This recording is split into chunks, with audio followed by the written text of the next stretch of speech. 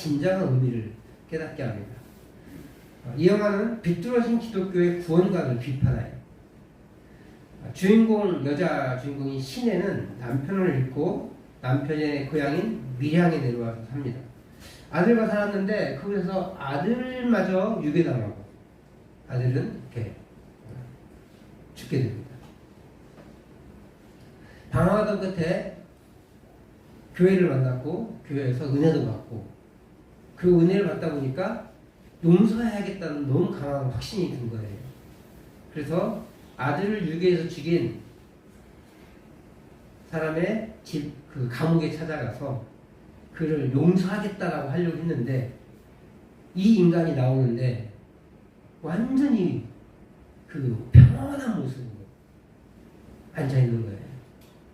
그러면서 하는 말이 하나님이 다 용서해 주셨습니다. 그러고 있는 거죠.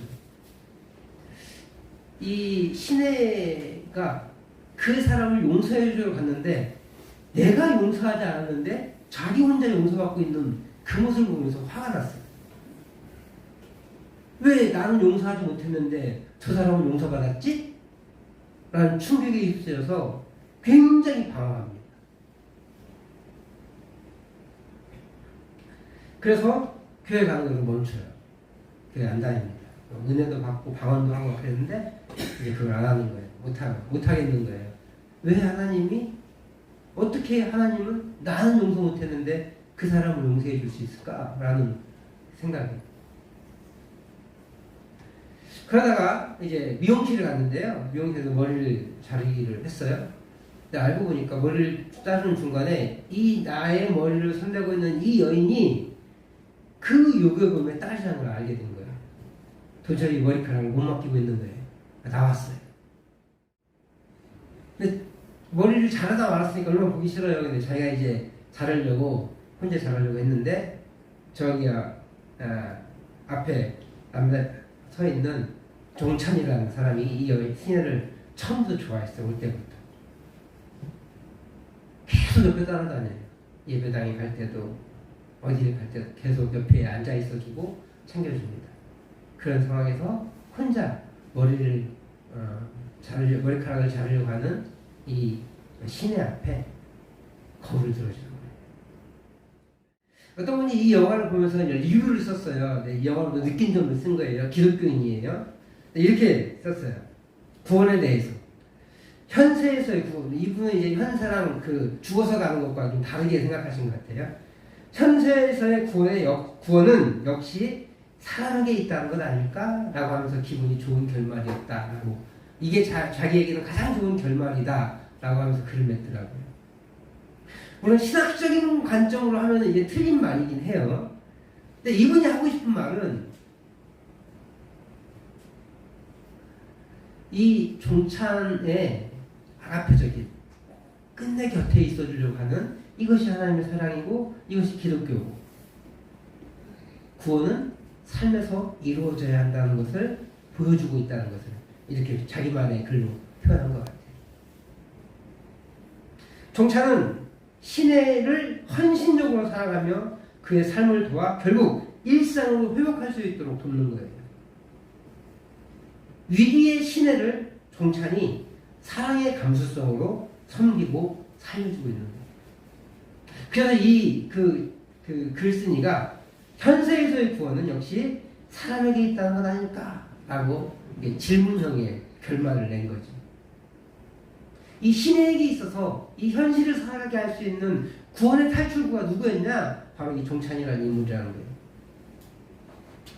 어찌 보면 이 밀양이라는 영화는요, 반기독교적인 것 같아요. 근데 반기독교적인 게 아니라 기독교의 잘못된 구원관과 용서관을 신랄하게 비판하며 제대로 된 교회를 구원관을 가져라라고 하는 비판이에요. 교회의 잘못을 비판한다고 해서 무조건 반기독교가 아니에요. 교회가 부탁되고 잘못됐다는 것을 말하는 걸 반기독교라고 얘기하는 거지, 교회가 올바른 길을 갈 수 있도록 하는 이런 비판적인 신학적인 도출은 기독교를 새롭게 만들고 건강하게 만드는 거예요. 오늘 바울 일행도 그렇게 위기를 겪습니다. 그리고 그 위기는 영적 감수성으로 영혼을 구원하는 도구로 사용됩니다. 바울 사도와 실라는요, 자신의 뒤를 따라다니며 하나님의 일꾼이라고 외치는 귀신 들린 여인을 오지랖이라고 할 수 있을 정도로 고쳐줬어요. 안 고쳐도 되는데. 여인의 주인들은 돈을 벌 수 있는 기회가 끊어지자 그들이 자신의 종의 귀신을 내쫓았다는 것을 말하지 않으면서 그들이 로마 제국을 흔든다 라고 하는 것으로 비난하고 고발합니다. 바울 사도가 전한 메시지를 비판적으로 고발한 거예요. 주인들은 바울 일행을 데리고 시장에 있는 상관들에게 갑니다. 그리고 이 상관들이라는 사람들은 이제 치안 판사예요. 요즘 뭐 그런 거 거의 없어졌는데 치안을 담당하는 판사입니다. 판사에게 재판을 받게 하려고 하는 거예요. 근데 그들이 바울과 실라를 고발한 이유는 뭐예요? 돈을 못 벌게 생겼으니까. 근데 경제적인 손해에 대한 이야기를 하지 않고 이 선교사 일행이 정치적인 이유, 즉 로마 사회를 흔듭니다. 우리가 로마인으로서 받아들일 수 없고 행할 수 없는 그것을 선동합니다. 라고 이렇게 거짓말로 이야기합니다. 여기서 이들은 유대인이라고 표현합니다. 이 바울과 실라를. 근데 바울과 실라는 유대인인데 거기를 따르는 디모데라든지 이런 분들은 또 헬라인들이에요. 근데 그런 사람들은 빼고 바울과 실라만 얘기해서 바울과 실라만 여기 있는 것 같은데 아니죠. 다른 사람들이 더 있었어요. 근데 그 헬라인 사람들은 뺀 거예요. 바울과 실라만 감옥에 가게 된 거죠. 그들은 선교사 일행이 백성들을 선동하여 성을 요란하게 하고 로마 사람인 자신들이 받지 못하고 행하지도 못할 풍습을 전한다고 고발하는 거예요. 정치적인 음모예요. 그래서 치안 담당자로서 이 정치적인 쿠데타를 일으킬 수 있는, 반역을 일으킬 수 있는 사람들을 그냥 놔둘 수가 없잖아요. 그러니까 이제 알아보지도 않고 이 부자 사람들 얘기만 듣고 옷을 벗겨서 심하게 때리는 밤에 지하 감옥에, 깊은 지하 감옥에 가둡니다. 그 밤에 선교사들은 억울해할 만도 하지만 억울해하지 않습니다. 우리가 찬양하고 기도합니다. 좋은 일도 감사할 만한 일도 없이 감옥에 갇힌 선교사들 일행이었지만 두 선교사는 감정을 소모하는 대신 하나님께 억울하다고 하는 대신 하나님께 기도하며 찬양을 합니다.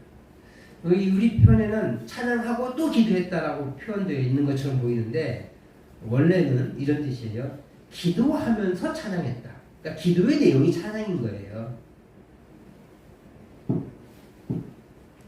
그들의 기도가 하나님 살려주세요고 하나님 이 감옥에 나가게 해주세요가 아니라 그 지하 감옥에 그 깊은 상처를 안고 하나님을 찬송하는 기도를 올려드렸다는 거죠. 그때 기적이 일어나요. 땅이 흔들리고 온문이 열렸습니다. 심지어 몸을 묶어두었던 착고까지 다 풀어졌습니다. 그럼 우리는 이렇게 생각할 수 있어요. 역시 기도하고 찬양하니까 풀어지는구나. 그건 그때 하나님이 하시는 거예요. 우리의 기도가, 우리의 찬양이 꼭 이 문제가 해결될 거라고 보장은 못해요. 그러니까 하나님 뜻대로 맡기는 게 가장 좋은 거예요. 바울 사도가 기도했던 것이 하나님 풀어주세요, 감옥에서 나가게 해주세요가 아니에요. 그런데 하나님은 그것과 상관없이 하나님의 역사를 진행하시기 위해서 온문이 열리게 했고 착고가 풀어지게 했고 나갈 수 있게 만드는 것이죠. 근데 그들은 나가지 않습니다. 이 기적 앞에 이 죄수들을 지키는 간수는 자결하라고 합니다. 어떤 사람에게는 기쁨인데 어떤 사람에게는 비극인 거예요. 근데 하나님의 기적이 과연 그럴까요? 라는 생각을 해봐야 돼요. 만약에 우리가 원하는 대로 기도하고만 문제가 해결됩니다. 찬양하면 역사가 바뀝니다. 막 이렇게 설교하고 난 다음에 이 부분을 생각한다면 하나님의 기적은 그럼 나에게는 좋으면 저 사람에게는 저주가 되어야 하나? 그게 하나님의 정말 기적일까? 라는 생각을 해봐야 된다는 거예요. 만약에 오늘 하나님의 찬양 기적이 그렇게 바울 사도가 따라하는 것이 기적이었다면, 목적이었다면 이 간수에게는 비극이 되어서 하나님의 저주가 될 뿐이잖아요. 그런데 하나님은 그렇게 하지 않으십니다. 이 심한 좌절 앞에 관수가 자결을 하자 바울과 신랑이 급하게 그를 말려요. 이가 왜 자살하려고 했을까? 지금 죽으나 이 결과를 다 마치고 사형당해 죽으나 똑같은 죽음인데 차라리 지금 죽는 게 편할 것 같으니까, 나을 것 같으니까 어차피 죽을 목숨 지금 내가 스스로 죽자 라고 하면서 자결하려고 하는 거예요. 죽으려 했던 간수는 바울이 멈춰 세웁니다. 그래서 바울에게 달려가요. 그리고 그 둘에게 엎드려 이렇게 말합니다. 30절을 같이 한번 읽어보도록 하겠습니다. 시작. 그들을 데리고 나가 이르되 선생들이여 내가 어떻게 하여야 구원을 받으리이까 하거늘. 바울이 우리가 나가지 않았다 죽지 마라 이렇게 하니까 깜짝 놀래요. 그래서 횃불을 가져와서 그 안에 들어갑니다.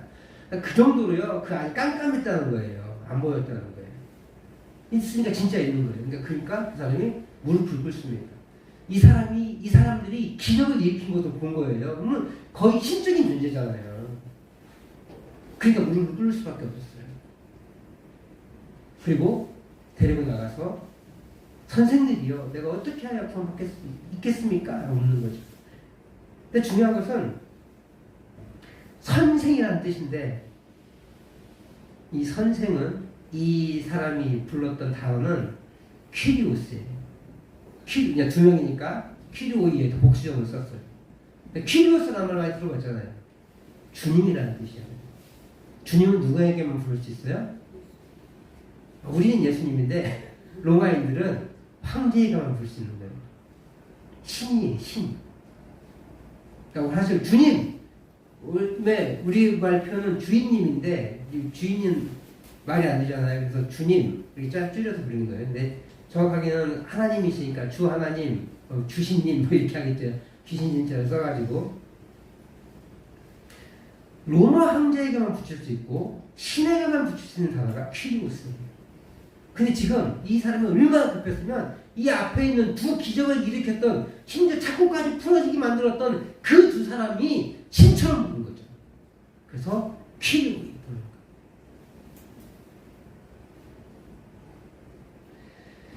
이 간수는 구원을 자기 목숨을 잃지 않는 것이라고 여겼을 거예요. 주님들 어떻게 하면 내가 죽지 않을 수 있겠습니까? 이렇게 물어본 거예요. 그런데 앞에 두 사람은 목숨 앞에 초연하잖아요.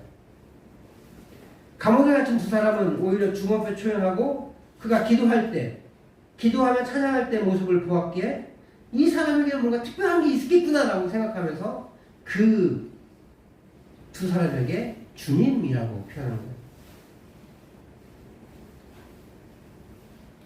그런데 여기서 바울 사도가 그의 구원뿐만 아니라 가족의 구원까지 구원을 받는 방법을 알려주는데 우리 31절을 같이 읽어보도록 하겠습니다. 시작. 이르되 주 예수를 믿으라 그리하면 너와 내 집이 구원을 받으리라 하고. 이 강수는 영혼의 구원에 대한 것을 알 수 없었어요. 그렇지만 바울 사도는 그의 가장 궁극적인 문제에 대한 해답을 주는 거예요. 목숨, 그건 훨씬 더 중요한 게 있는데 너와 내 집이 진정한 구원 받는 거야 하는 거죠. 바울과 실라가 이 두 사람은 관심이 어떻게 하면 그리스도를 전할 수 있을까? 여기에만 있잖아요. 그렇기 때문에 이 찰나의 순간을 포착해서 복음을 전하고 있는 거예요. 쉽게 생각했더라고요. 이 간수의 입장에서 바라봤더라면 내가 어떻게 하면 목숨을 구할 수 있을까요? 라고 물어봤잖아요. 지금 생각해보면 그 남은 죄수들이 어떻게 되는지 모르겠어요. 어떤 분은 나갔다 그러고 어떤 분은 안 나갔다 그러고 그래요. 저는 나간 것 같아요. 나갔을 것 같아요. 그러니까 심각하잖아요 지금 이 사람. 어차피 죽은 목숨인데 내가 어떻게 하면 살 수 있을까요? 라고 그러네. 야 그럼 빨리 그 사람 불러놓고 우리라도 여기 들어가 있을게. 이렇게 대답할 것 같잖아요. 근데 그런 문제는 하나도 얘기하지 않고 심지어 우리 성경 기자도 그 죄수들에 대한 이야기는 이런 방법 없어요. 유추하기도 힘들어요. 없어요. 그러니까 그 목사님들이 어떤 분은 도망갔다 그러고 어떤 분은 안 도망갔다 그러고 그러세요. 알 수 없습니다. 어떻게 됐는지.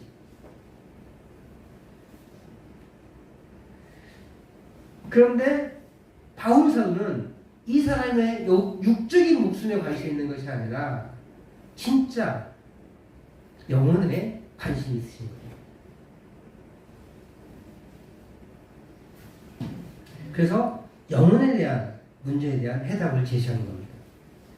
그것도 이 간수는 자기의 생명에 관해서 물었는데 그의 가족까지 구원에 이룰 수 있는 길을 제시받습니다. 바울 사도와 실라는요 고난 중에 찾아온 복음의 전파의 기회를 놓치지 않습니다. 영적 감수성이 있었기 때문에 그렇습니다. 우리도 필요해요 그게. 우리에게 오는 복음 전파의 기회가 분명히 있어요. 물론 때를 얻든지 못 얻든지 항상 힘쓰라고 했는데 아니요. 적절한 타이밍이 있어요. 근데 그것을 이제 센스라고 하는데 이 타이밍을 잘 잡아야 돼요. 근데 그런 영적 그 센스가 어디서 나오느냐, 감수성이 어디서 나오느냐, 그 센스가 복음을 전할 센스가 어디서 나오느냐, 영적인 감수성이 높을 때 나오는 거예요. 그 영적인 감수성이 높을 때 하나님께서 맡기신 그 한 영혼을 놓치지 않게 할 수 있는 거예요. 부끄러운 고백인데요. 얼마 전에 우리 마을에 장례가 났잖아요. 고 양동무 어르신이 돌아가셨는데 제가 그 집에 방문했을 때 그 집 앞에 사진을 찍어놨거든요. 안 잊어먹으려고. 작년 22년 12월에 방문했더라고요. 돌이켜보니까 1년이 빨리 지나가긴 했지만 1년 동안 한 번도 그 집을 방문하지 않았더라고요. 너무 창피했어요. 마음은 항상 있었거든요. 한번 가봐야지.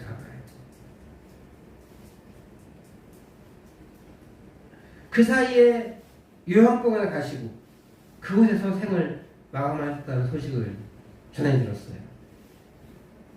사실 충격이었어요. 한 영혼을 놓친 것 같아서. 하나님께서 나에게 맡겨주신 그 영혼인데 복음을 전하라는 기회를 주신 것 같은데 그 기회를 놓치지 않았나. 물론 자나들이 다 신앙생활하고 그분을 위해서 기도하고 그분도 어떻게 예수님 영접했는지 알 수는 없어요. 하지만 나도 옆에서 도울 수 있는 기회가 있었을 텐데 재작년 2022년 12월에 방문하고 기도해주고는 한 번도 방문하지 않은 모습을 보면서 그분이 그냥 혹시 예수님 모르고 돌아가셨다면 제 책임이지 않나 라는 충격을 받은 적이 있습니다. 바울 사도와 실라가 복음의 기회를 놓치지 않았던 결정적 계기가 바로 오늘 본문에 나오는데요. 25절이에요. 25절 말씀 한번 읽어볼게요. 시작. 한밤중에 바울과 실라가 기도하고 하나님을 찬송하며 교수들이 있더라. 기도하며 하나님을 찬송하는 모습. 꼭 그걸 해야만 한다는 것이 아니라요. 위기의 순간까지 하나님과 가까이 하고 하나님께 영광의 기도와 찬송을 올려드리는 거예요. 오늘 이 선교사들의 기도가 살려달라고 감옥에서 꺼내달라는 기도가 아니었음이 분명하다고 얘기했어요. 안 그랬으면 자꾸 풀어주자 말고 도망갔죠. 그러면서 이렇게 했을 거예요. 오 하나님 우리 기도 응답하셨군요. 감사합니다 감사합니다 하면서 나가지 않았겠어요? 근데 나가지도 않잖아요. 그러니까 그들은 절대 하나님 나가게 해주세요라고 기도하지 않았어요. 그냥 그 자리에서 하나님께 영광 돌리고 하나님을 찬양한 거예요. 어떤 목사님은 이 고난을 주신 것에 감사합니다라고 했을 것이라고 얘기하세요. 그랬을지 잘 모르겠어요.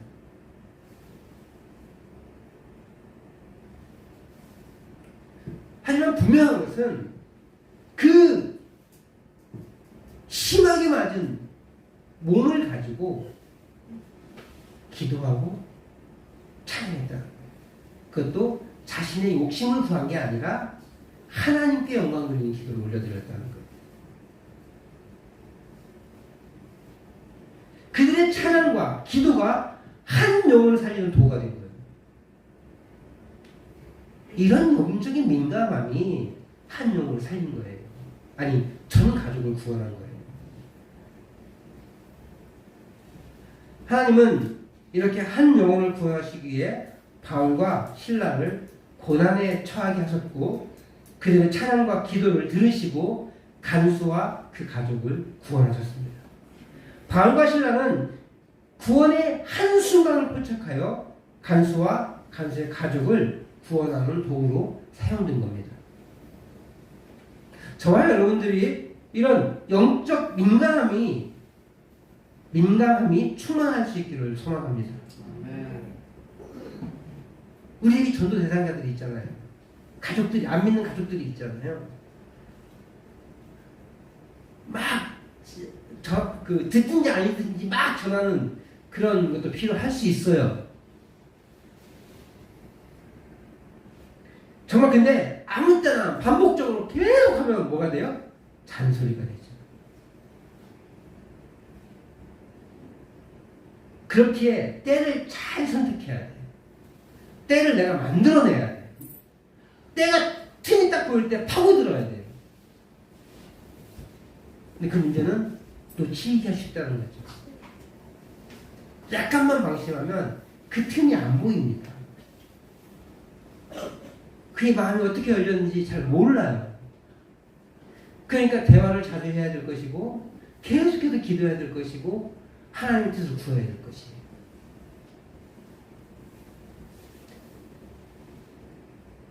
그래서 바울 사도와 실라처럼 하나님께 늘 민감해 있어야 해요. 하나님이 허락하신 기회의 순간이 있는데 그 순간 마음이 상해 있어. 아니 저놈의 새끼 자신하구나 막 이러고 있고 마음이 안 내켜. 오늘은 좀 안 하고 싶어. 아니면 내 삶을 바꾸서 생각을 잊고 있어요. 제 구원 받아야 되는데, 전도를 해야 되는데, 교회 데리고 와야 되는데 하는 마음이 있는데 마음만 있어. 그냥 내 삶을 바빠가지고 바쁘다는 핑계로 전하지 않았습니다. 전혀 그 순간을 포착할 기회를 만들기조차 하지 않습니다.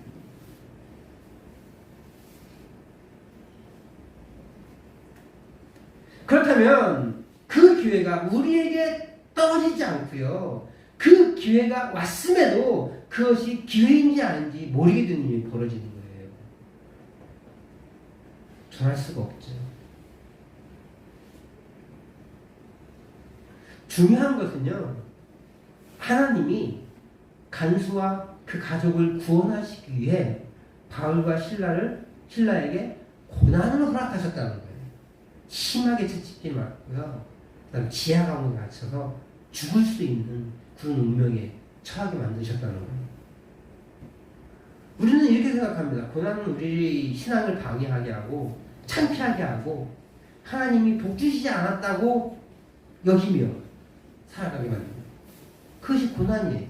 고난 받고 즐거운 사람이 어디 있어요? 창피하지. 그래서 잘못하면 하나님의 영광을 가릴 수 있다고 하면서 자신의 그 어려운 문제들을 숨깁니다. 그러면서 그 문제가 더 골무 터져가지고 나중에는 폭발해버리죠. 그러나 우리의 고난이 모두가 하나님의 징계가 아닐 수 있다는 걸 기억해야 돼요. 징계일 수도 있어요. 그러면 징계 받으면 창피하긴 하죠. 솔직하게 얘기해서. 내가 그때 잘했으면 좋았을 걸.